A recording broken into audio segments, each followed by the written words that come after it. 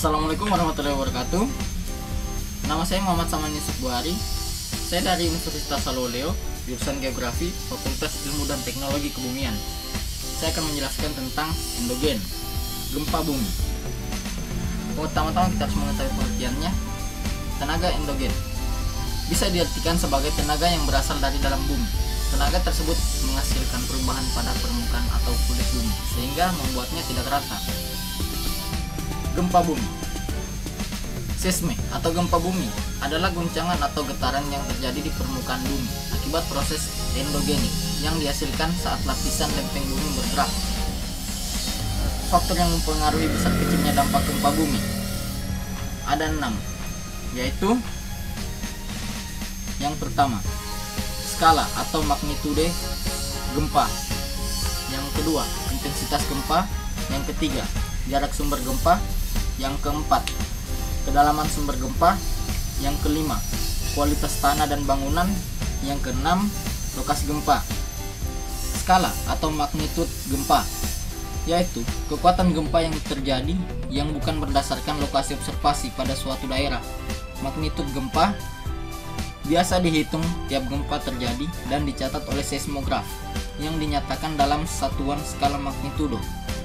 Yang kedua, intensitas gempa, yaitu lamanya guncangan gempa yang terjadi pada suatu daerah dan kekuatan gempa yang terjadi dengan melihat kerusakan pada daerah tempat terjadinya gempa bumi. Jarak sumber gempa terhadap perkotaan. Jarak sumber gempa yang jauh dari perkotaan akan memungkinkan intensitas gempa semakin rendah. Kedalaman sumber gempa, yaitu kedalaman pusat terjadinya gempa diukur dari permukaan bumi. Semakin dalam pusat gempa, maka semakin rendah kekuatan gempa yang terjadi. Yang kelima, kualitas tanah dan bangunan. Kualitas tanah yang buruk akibat bangunan dapat mengakibatkan serangan gempa bumi yang kuat. Dan yang terakhir, lokasi gempa. Lokasi perbukitan dan pantai merupakan daerah rawan gempa karena perbukitan dan pantai merupakan daerah pertemuan lempeng sehingga dapat mempengaruhi besar kecil kekuatan gempa berdasarkan hiposentrumnya. Jenis-jenis gempa bumi ada 3. Yang pertama yaitu gempa vulkanik. Gempa vulkanik terjadi karena adanya pergerakan magma di dalam pegunungan Gunung Merapi. Gempa bumi ini biasanya terjadi beberapa saat sebelum gunung berapi aktif akan meletus. Yang kedua, contohnya yaitu yang kedua, gempa tektonik. Gempa tektonik adalah gempa bumi yang terjadi karena pergeseran lapisan kulit bumi akibat lepasnya energi di zona penunjaman. Gempa bumi tektonik memiliki kekuatan yang cukup besar. Contohnya, yang ketiga, terakhir, gempa runtuhan atau terban. Gempa bumi tumbukan disebabkan oleh jatuhnya benda langit seperti meteor dan asteroid ke permukaan bumi. Hasilnya, terjadi getaran di permukaan bumi dan menyebabkan timbulnya kawah atau lubang di permukaan bumi. Contohnya,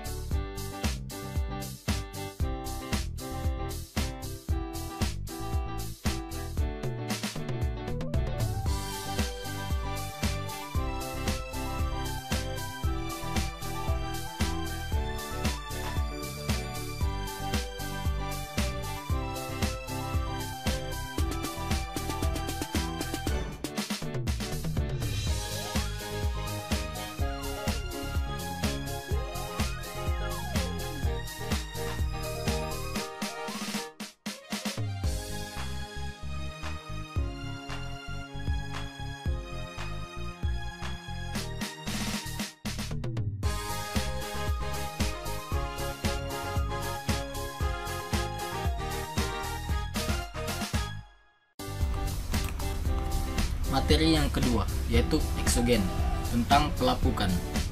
Pengertian eksogen. Eksogen adalah tenaga pembentuk muka bumi yang bersumber dari luar, yakni berupa tenaga air, angin, sinar matahari, maupun tenaga dari makhluk hidup. Pengertian pelapukan. Pelapukan adalah proses hancurnya batuan dari bongkahan besar menjadi bagian yang lebih kecil sehingga menjadi tanah. Pelapukan terjadi karena dipengaruhi oleh faktor cuaca, misalnya suhu, jenis pelapukan, diantaranya yaitu pelapukan mekanik, pelapukan kimia, dan pelapukan biologis. Faktor-faktor yang mempengaruhi pelapukan ada 4, yaitu keadaan struktur batuan, yang kedua keadaan topografi, yang ketiga cuaca dan iklim, yang keempat keadaan vegetasi. Keadaan struktur batuan yakni sifat fisik dan ilmiah yang sudah dimiliki oleh batuan. Sifat fisik batuan ini dapat seperti warna batuan, sedangkan sifat kimia batuan misalnya seperti unsur-unsur kimia yang terkandung di dalam batuan tersebut. Kedua sifat ini yang dapat menyebabkan perbedaan daya tahan batuan terhadap proses pelapukan. Ada batuan yang lebih mudah lapuk daripada batuan lain karena memang memiliki sifat fisik dan kimia yang berbeda. Contohnya, batuan yang mudah lapuk, misalnya batu lempeng, batuan sedimen. Adapun contoh batuan yang sukar lapuk adalah batuan beku. Yang kedua, keadaan topografi merupakan kondisi permukaan bumi. Ini juga turut mempengaruhi terjadinya proses pelapukan batuan. Batu yang berada di area lereng yang curam cenderung mudah mengalami pelapukan bila dibandingkan dengan batuan yang ada di daerah yang landai. Di lereng yang curam, batuan dapat dengan mudah terkikis. Batu ini akan mudah terlapukkan karena secara langsung bersentuhan dengan cuaca sekitar. Namun, di daerah lereng yang landai atau rata, batuan cenderung terselimuti oleh berbagai endapan karena inilah batuan di wilayah landai lebih lambat mengalami proses pelapukan. Yang ketiga, cuaca dan iklim. Ada juga unsur cuaca dan iklim yang sangat mempengaruhi terhadap proses pelapukan. Adapun cuaca penyebab pelapukan ini meliputi suhu udara, curah hujan, sinar matahari atau angin. Di daerah dengan iklim lembab dan panas, maka batuannya akan lebih cepat mengalami proses pelapukan dibandingkan dengan daerah dengan iklim dingin.